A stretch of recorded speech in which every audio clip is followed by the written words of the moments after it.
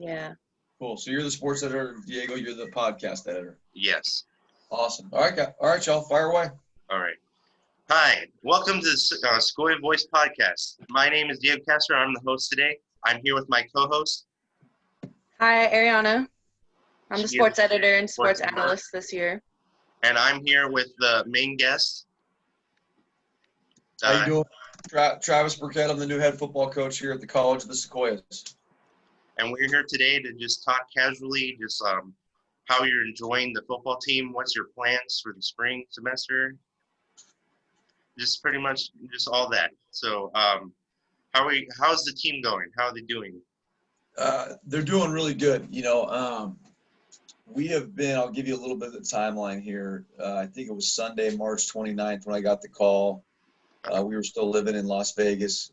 We'd coached at UNLV the last 3 years.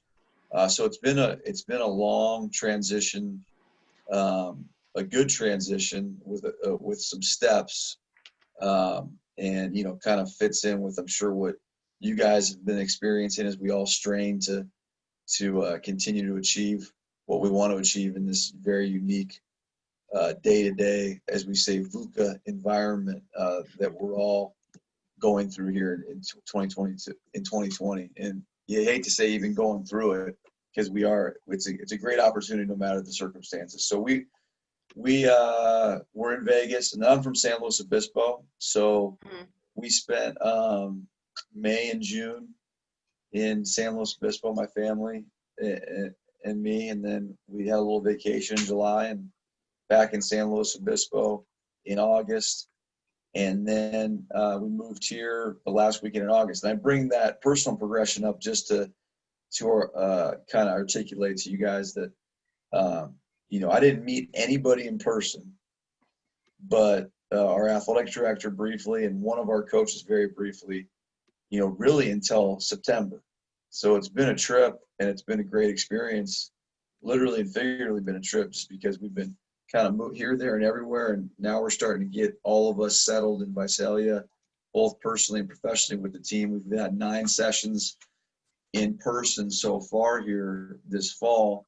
And even though none of us had ever been around together in person really until September, coaches and players, we were in the Zoom world just like you guys have been, conducting our program from here, there, and everywhere from afar, and bringing everybody together on these window panes on this program, really since the first week of April. So that whole transition time, finishing the spring semester, going into summer, and then getting into the early fall, we were on Zoom and spending a lot of time getting to know each other that way. So the players have been great. To answer your question, the guys have bought in for the most part. We are very sensitive right now that football, first of all, football never comes first, quote unquote. We have a holistic approach, person, student, athlete. And what we say is that, the first thing that we'll sacrifice, quote unquote, is the football piece. Then we'll take a look at the student piece.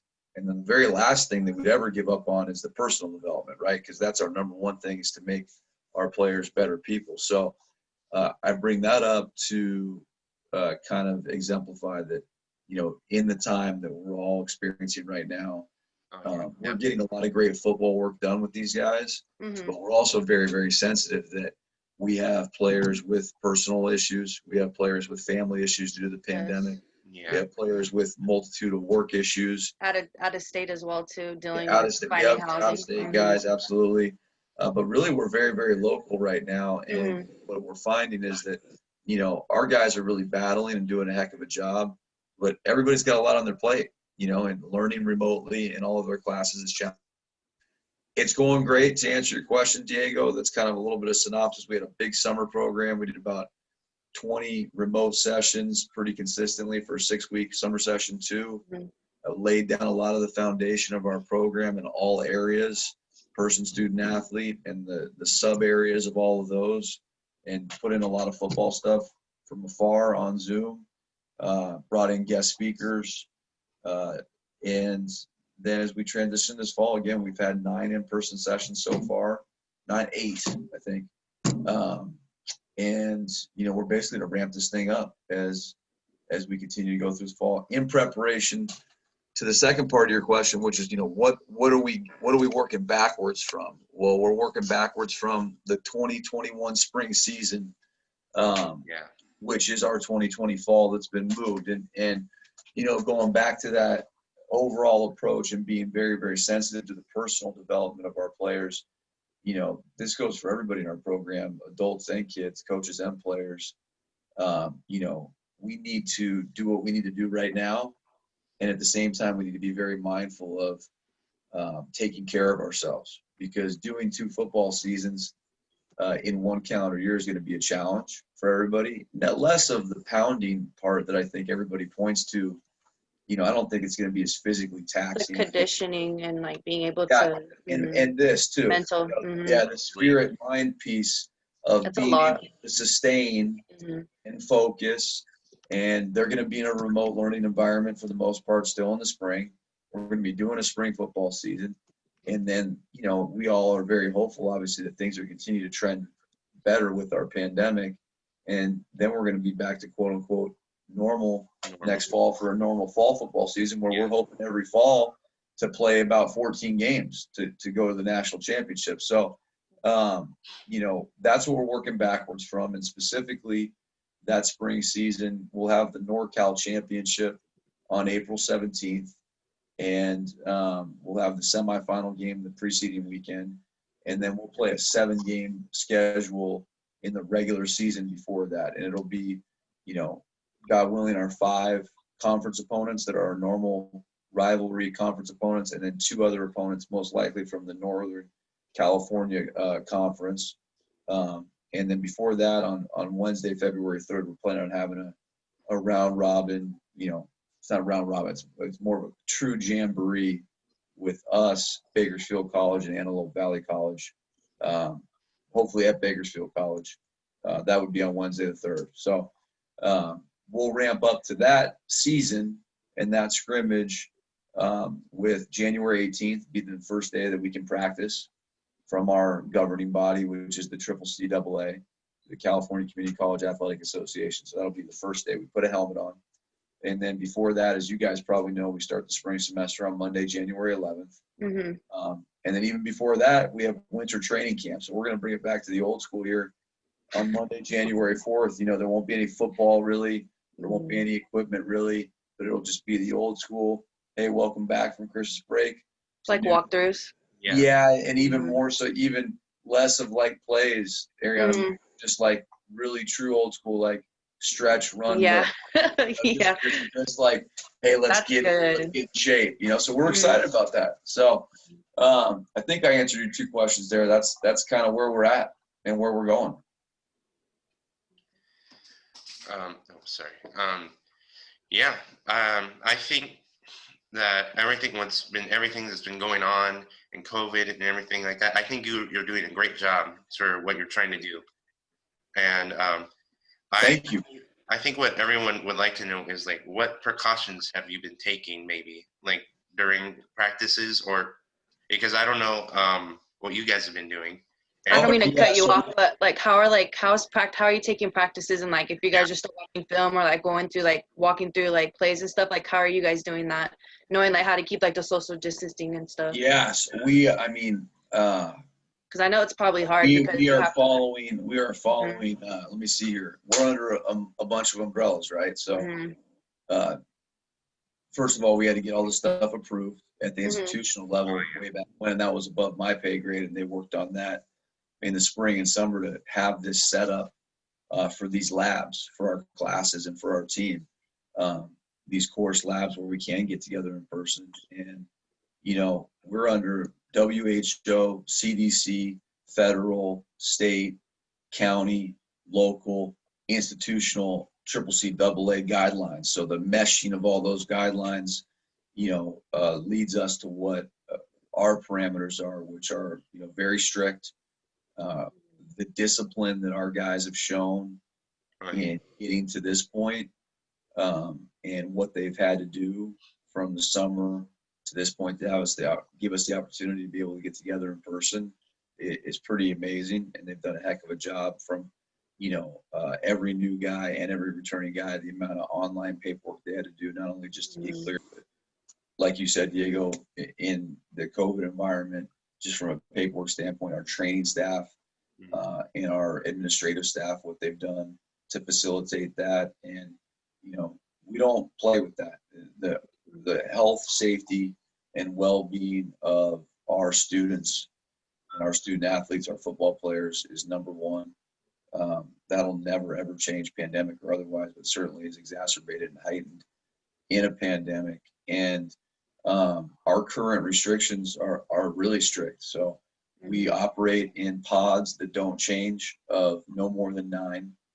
Okay, so we are masked up other than when you're doing, you know, exerting physical activity, which is the latest and greatest guidelines. So we have masks at check-in, during warm-ups and stretch, even during checkout. We ingress, egress through specific points. We question and temperature screen everybody that comes in every day. Guys are doing a great job of self-reporting any symptoms or any even, you know, thrice removed contact with a potential COVID case. Guys are reporting to us, and we're telling them to stay away. You know, we don't get in a huddle, obviously. We don't have a real walkthrough, to your point, Ariana, because you need 11 to do a real walkthrough, right? Yeah. So we can't do that. When we do the O-line, you know, they've got 2 yards apart, you know, so we're doing everything to a T by the book. And if you ask every single one of our players, I bet you their biggest takeaway from the fall so far would be, you know, maybe not the emphasis of any football coaching point, but the emphasis of, I hear Coach Burkett and the staff coach me on social distancing more than anything, you know, so I would almost guarantee that. So that's, and again, you know, the safety, well-being, and health of our players and our staff is always going to be number one. So, and obviously we've been battling, right? Because we had heat early. We've had smoke really until yesterday. Yes. So yesterday was the first day that we weren't constantly monitoring it. We had to cancel 4 for the smoke. So, I mean, you've got everything coming at you, and our guys are really doing a nice job staying focused and keeping their eyes on the prize and enjoying the opportunity that we have when we do have it to get together, you know, because, you know, you got the worst fire season in the history of California. Upon a pandemic. In conjunction with, again, early on, we had heat advisory too. So, we, again, can't emphasize enough. I mean, we will, you know, it was close a couple days on smoke, for example, you know, and we just canceled, you know, just because that's where we're at. And we're okay with that. We're getting better every day. We are. And if we take one step back, for whatever reason, our philosophy is we'll take 2 steps forward the next day. So. I understand with air quality and everything. Like, it gets really hard for the players to breathe, and especially with the mask. Yeah, with the mask. Yeah. And for sure. you really see the sky. It's like a different color. Everything you're seeing, like little particles in the air, and it's you just can feel it. Yeah, it's no bueno, as we say. No. Football players, because they're the ones exercising a lot more, and they're working, and they are working. The time that we're there, it's safe, and we're doing it the right way, and then we cut it loose. You know, and the guys are working really, really hard when they go. So you're right. Yeah, and I'm going off of a more personal-ish kind of question, but like, what do you think motivates you after all of this? Like all the pandemic, COVID, lockdown, all these fires. What motivates you and your team? I think that's a great question, Diego, and it is a personal question, you know, because I'm 40 years old, and so I'm a little bit further down the road than you guys, and obviously our players. And I would say this: the longer that I live, and every day that I'm lucky enough to still be alive and rolling, you know, it really is a blessing. And I think that everything that we're going, or I don't want to say going through, everything that we're having the opportunity to experience and be challenged by, really reminds us of what a precious opportunity is. And, you know, the bottom line is we're all straining right now. right? You know what I mean? That's just, I wouldn't, doesn't say that is lying, you know? And especially when you're trying to do something as challenging as organize a group of people towards achieving their individual and our collective goals. Mm-hmm. And, you know, there are no excuses. There's just only challenges and circumstances. And, you know, we certainly have some heightened circumstances and challenges. So, like you're saying, Diego, you know, are there days that you know, my feet hit the floor and I go, man, I wish we could just get these guys in a room, eyeball them up, Everything go back to normal. have a normal meeting, Yeah. go out to practice, you know, hug a guy, Yes. give a guy a hug. You know, that whole human connection piece, that's so important to what we do in football, right? Yes. And I mean, you can't even fist bump a guy, right? No. The elbow, The elbow. yeah, to be 6 feet 2 yards away, you extend your elbow, you know. So yeah, I mean, I think I give a lot of credit to our staff and our players and really the administration here for driving the ship of positivity and not, you know, not being naive or not, you know, not living in reality, but living in reality with a positive mindset. And, you know, I think what motivates us, you know, because there's a lot of things we're thinking about, right? Ariana and Diego, like we're trying to operate this thing in the circumstances that we have with the hand of it, play the hand that we've been dealt, but also at the same time, you know, control the controllables in the sense of the world is still turning, right? So thinking about equipment orders, we're thinking about promoting our players, we're thinking about our academic schedule, we're thinking about the recruiting of our players, both in and out. We're trying to make the facilities better. We're trying to get the funding and the trip, you know. So we're trying to do the normal program stuff simultaneous to implementing the program under these circumstances of where we're at and what phase that we're at. And I bring that up to say that what motivates us is serving the players. So the answer is we are committed in the school. That's why I wanted to be here. We've got great leadership. We've got a great school that believes in that for the students. And we're talking about the student athlete football players here. And, you know, that's what motivates us is to continue to serve the players no matter what, whatever that looks like. You know, whatever that looks like. Some guys have more issues right now than others. And everybody's individualized. So that's what motivates us. That's what motivates the program. That's what, you know, to serve these guys and to help them achieve their dreams. That's really what it's all about. I think that's what makes COS family right there, if I say so myself. Yes. There's no question. That's why my family and I wanted to be here and why we know we're going to do great things here, because that is one of my coaches I work for, that's the cultural ethos here. And that's what leadership believes in. And that's what, you know, from a practical standpoint, the leadership supports. I'm kind of going to piggyback off his question in a way. I was going to say, tell us like about yourself and like why football? Why did you want to be a coach?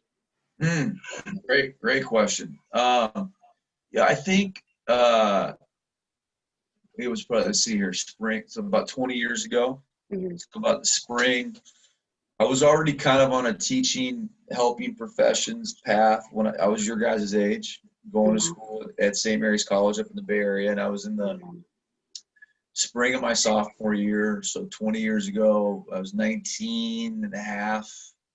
And, you know, we had to do a goal setting exercise. And I think that was kind of just what forced me to put pen to paper, you know. And again, it wasn't a professor that did it for me. It wasn't my academic advisor that did it for me. It wasn't an administrator on the academic side that did it for me. It was my coaches, my football coaches that made me do goal setting exercise, personal, professional, academic, career, football, all the above. And I think that was just really the kind of the first solidification of, okay, I think I'm going to be an educator. Okay, if I'm going to be an educator, how do I want to do it?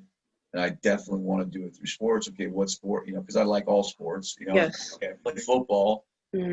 So that was kind of the genesis of wanting to be a coach, probably 20 years ago for sure. And then I ended up getting trained in education at St. Mary's and getting my teaching credential and then getting my master's in education at Bucknell. and all the while coaching football. Yeah, that's really in the motivation. Yeah, I don't think I was able to articulate it quite as clearly as I am now. Why you want to be a coach. Mhm. I think then, it's more generic in terms of, well, I love football and Combine the two. I want to help people. You kind Mhm. of say, I want to, now it's pretty clear, the job of the coach is to serve the players. Mhm. That's clear as day to me. And, I think that, yeah, I mean, we could all do a lot of things, right? I think all of us are capable of doing a lot of things professionally. I don't want to go so high to say it's a calling per se, but Mhm. it is hard to imagine not being a coach for me. So that's probably the best way to. I agree, because with me too, I grew up watching football with my dad, so that Yeah. was like a passion for me too. And I'm a Pittsburgh fan, so like I There grew you up go. all that, and so I Our grew up. number one run play, Ariana, is called Pitt. Oh, really? That's it. Oh, Pitt. dang. Now I know. So when I go to the games next season, I know hopefully that's place still there. But That's I it. grew, I grew up around So football, so like all my friends, like John Harmon and like Rigo and Drew and all them, like those are all the friends I hung out with too as well. there you go. Let's Like go. I was really close Some of with our my best guys. They're some Yeah. of our best guys, and they're older. yeah. Obviously they're older in the program now. Yeah. And so we're lucky to have those guys. But I think I answered your question there. I mean, that's really where Yes. it's at, and I think that Yeah. being able to do it at this level, Yeah. like we've talked about already, Mhm. intercollegiate football at this level, Yes. Mhm. it's a pretty awesome opportunity. Yes. I've heard good things about you, so I was excited about this interview. I appreciate you saying that. Thanks for saying that. That means a lot. We're, Mhm. like going back to that personal deal. Believe me, it's I'm being challenged every day. We're all Oh, being yes. challenged every day. Mhm. So I'm glad to hear that, because we are, Mhm. there are some days where I'm like, oh man, we got to keep What's- going here. You know Yeah. what I mean? And that's all the time. But I think, again, I think anyone would be lying in 2020. So it's, the Mhm. 20 million, we're just, every day's kind of an adventure right now. Yes. Mhm. I agree too. Yeah. Kind of more, I guess, staying on the topic of football, like what are some of the key players to watch out for this season or whatever, fall You 2020? just mentioned them. True. A couple guys, Rigoberto Lopez and Mhm. John Harmon on the O-line are Mhm. older guys. And, you can really right now, because the evaluation is so wide open, Yes. meaning that, we're just still all getting to know each other. Finding like a rhythm Yeah, well, in a sense, because without evaluation being is never practicing, over, yeah. right? We Mhm. never want the evaluation of the guys to ever be over, because we expect constant improvement. That Mhm. being said, once you're around a guy for a winter, spring, summer, fall, normal football phase, you Mhm. really do get to know their strengths, their weaknesses, and where they're at. And obviously, we haven't done that. So Mhm. I would hate to name. I could really name everybody, honestly, Mhm. because the guys that have been showing up, chopping wood, and carrying water, have been really exemplary in their approach. But some older guys, like you said, Rigo, John, Drew on Mhm. offense. We got Bryson Allen, who's obviously a returning All-American Yes. from Tulare Union, Yes. from Blue Rival High School. Our And rival. on defense, they had 9. They had 9 guys leave. 9 of the 11 defensive starters. Coach Keenan, the D staff, and those guys on defense did a heck of a job Mhm. last year putting in that defense and really positively affecting a great season. And there's a lot to replace personnel-wise over there. 2 guys that are coming back are the 2 starting safeties, Anthony Cervantes, the Mhm. man from La Mancha, and Noah Buchers. Mhm. And those 2 guys are really great leaders. There's some other younger guys in the secondary that we like a lot. Guzman from Woodlake is a returning inside linebacker who played a little bit last year, and we're expecting big things from him. And then we've got a young D-line group over there that is really athletic. I mean, been really impressed with them. And they're all, for the most part, new. Because, again, we had a bunch of starters up front, or 3 guys that really were really good. last year. And the specialists have been impressive too. We got, Dom Hernandez is coming back as a kicker. We got Omar Meza coming back as a punter. That's good. Euchers is our snapper. So yeah, we've got some good players. Those are some of the guys to watch out for. And I'm excited really just to watch some of these older guys develop not only as players but in their leadership. It's so critical for our guys that want to go on and do end up going on, that they're able to lead themselves and demonstrate maturity when they get in that next level locker room. Because if not, a JUCO guy can really get lost in the shuffle, because you're new. So unless you're the most talented guy in the world, you've got to have some intangibles built up in you so that you can not only survive that acclimation process, but thrive to get on the field, right? Because the clock's ticking. You're a JUCO guy. You're a JUCO guy, and you go to the next school 4-year level to coach. For yourself, for your teammates, for your coach. I mean, you better get playing. Let's go. Representing. So get ready to rock and roll. So there's, I'm excited in that regard for some of these returning guys and these older guys to develop that leadership piece, because that's really what's going to allow them to be successful at their next school. I think that's just. I'm excited for the season because personally, I have never been to like the college, like the COS games, and like I'm excited. This season feels different. Well, despite like the pandemic and stuff, like I just like the whole energy and like the atmosphere, like the way you describe, like it makes me want to go out and watch it. Besides being like the sports analyst and stuff, like it makes me want to go and like just watch football as a fan. Well, tell your friends, tell your family. Let's get everybody. I mean, that's one of the unique things, like you said, Diego, about the CMS family. 7,500, I guess, is the alleged capacity of the Mineral King Bowl. I'm sure we could put more in there. Oh, yeah. Beautiful field in the middle of town, nice sunny, natural grass, Saturday night lights. Maybe there's a great tailgating. Yes. Post stuff for people can walk from downtown theoretically. Yes. We have a really nice setup. We have a great on-campus. We do our stuff pregame. We go there. So the game day piece is going to be awesome, like you're talking about. And I think that building our support. It's not about. It's about supporting the guys no matter what, and that's why we want to build our not silent majority, but our foundation of our team with local guys from Tulare and Kings County, and then extend it out to our contiguous district, Fresno, Bakersfield, 661-559 Valley guys, because we just believe that keeps our guy, motivation is the wrong word, because we believe that, things like that and coaching facilitate inspiring your internal motivation. But like you're saying, Ariana, we're really just, it could be a very special experience for our guys, So the 99 corridor from Bakersfield to Chico. Yes. Okay. Which is, I think, 400 plus miles. We're the only metropolitan area that does not have a 4-year school attached to it. Now, I know that Bakersfield and Chico don't have football. I get all that. But if you go up and down the entire Great Central Valley, including the San Joaquin Valley, Sacramento, from Bakersfield to Chico, we're the only place that doesn't have a 4-year school.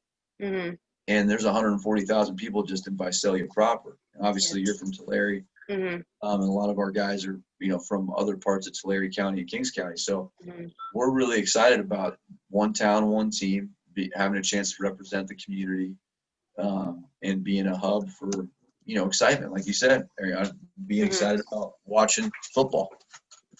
Yes. All right. I think that's about it for this recording, unless anyone else has anything to say, like last quotes or anything. I'm just excited as a fan to see, and just good luck in the rest of the season. I'm excited to see the things. Hopefully my friends keep up the good work, because I know they will. Yeah, keep spreading the good word. The biggest thing I like to tell our guys is, make sure you're living right. Make sure, what pandemic or otherwise, make sure you're living right. Resting, sleeping, napping, do your work. nutritional life, do your work. Academics. Like I tell the guys all the time, Mm-hmm. I was your guys' age. I was your guys' age before. Fun is a part of life. Let's have fun and not be silly. Mm-hmm. And if we put a GoPro camera on your head from the moment we say goodbye to you at Thursday training to the time we see you at Monday training, would your mom, would the president, would the AD, would your coaches be excited about what they saw on that video footage? Mm-hmm. If the answer is yes, you're probably living right. So being safe, taking care of well-being, Mm-hmm. health, and also just optimizing development, that's really what we're looking for right now. So yeah, keep being a fan, keep spreading the good word. Yeah, we will.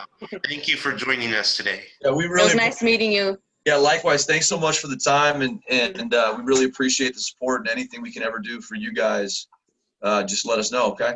Okay. Thank you. It was nice meeting you, Coach. Likewise. Have a great day. Have a You safe too as well. All right. Go Giants. See ya. Yeah. Yeah.